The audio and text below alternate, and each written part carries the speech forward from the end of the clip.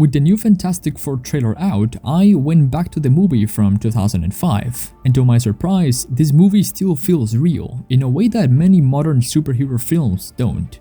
So in this video, I wanted to highlight what this movie got just right. So hear me out. The protagonists deal with their new abilities in different ways, trying to understand the changes caused by the radiation. The film focuses on the powers, their impact, and how each character learns to accept them. And I love how tangible and human this process feels. They use and react to the new powers the way I think anyone else would if they had them, and that's cool. Johnny completely fanboys over himself getting the badass ability that fits his personality. He's quite literally playing with fire while Reed and Sue assess the situation. He wants to test his limits as soon as possible. From the get-go, he's not afraid of catching on fire. He's excited and reckless. He doesn't see his power as a reason to hide from the world. I think that visually, the effects for the Human Torch don't get enough praise for a 2005 movie. This is crazy good. I particularly like the gradual ignition shown a couple of times while he's getting the hang of it.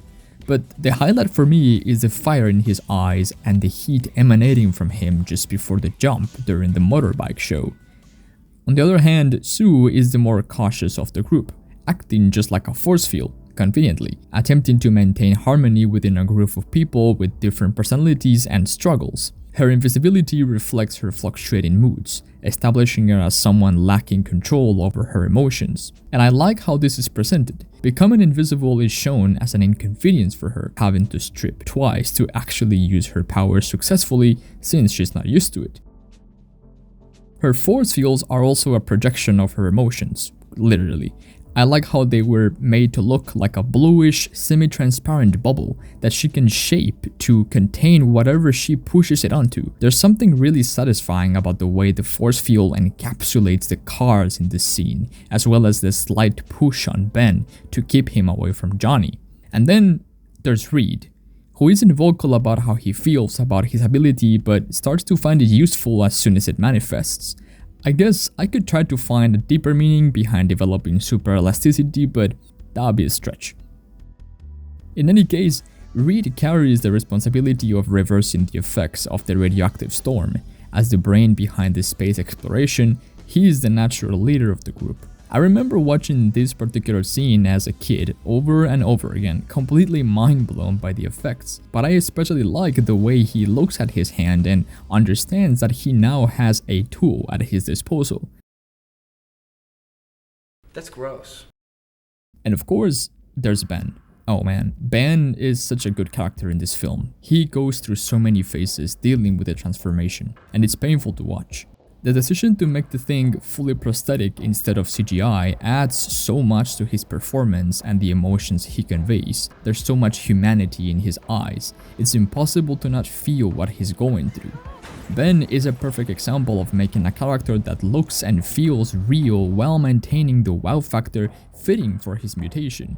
Right until the end of the movie, we are reminded of how much of an outsider he becomes, dealing with the loss of his fiancée, as well as the obvious effect he now has on people. Look at me. You got no idea what I'd give to be invisible. The scene on the bridge highlights the sheer strength of the character while showing Ben trapped in his new body. He can stop a moving truck and save someone's life, but can't pick up the engagement ring. He's gained and lost something priceless. And this is what I really appreciate about this movie. It doesn't shy away from the humanity of the characters. I like the little montage of them using their powers in their daily life. That's something that always made me wonder what I would do if I had those powers. Short moments like this are the ones that keep the focus on the characters as people, who are challenged to adapt to the new abilities and are faced with the almighty question, how will you use them and for what purpose? Which brings me to Victor Doom. And I've forgotten how cliché this character was written back then, but honestly, his transformation is compelling. The flickering of the lights, the knuckles revealing the metallic alloy, and of course, the mask never gets old. Painful? You don't know the meaning of the word.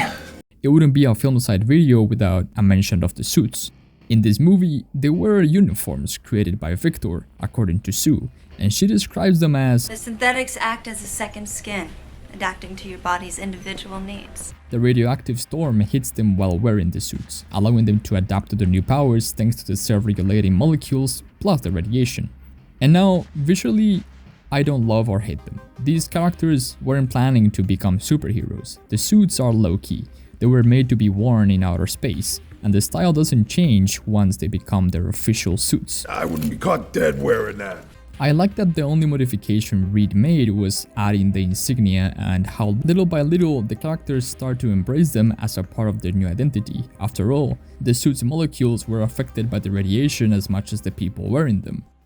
The bottom line is, I still had a good time watching this movie with all its flaws. The dialogues are cliché and repetitive, and Dr. Doom is laughably corny, but I loved it. 20 years later, I think this movie is a must-watch for every superhero fan out there. Yes, it's outdated in many ways, but I'm not here to fixate on that. This is a type of movie that reminds me of simpler times, when gods and aliens hadn't been introduced, and a silly detail like Ben chewing a fork was enough to lighten the mood instead of a quippy remark. I know that many people are done with origin stories, but I just enjoy them so much. This movie is special. The movies from that era were engaging without trying to shove a million things down our throats. Now, you may or may not wonder what I think about the trailer for the new movie. The truth is, one word came to my mind after watching it: overproduction. There's a feel to recent Marvel trailers and movies that I can't really pinpoint. It's like looking at something and knowing that it's as plastic and processed as it can be. I don't know if I'm making sense when I say that, but it's the best way that I can describe it.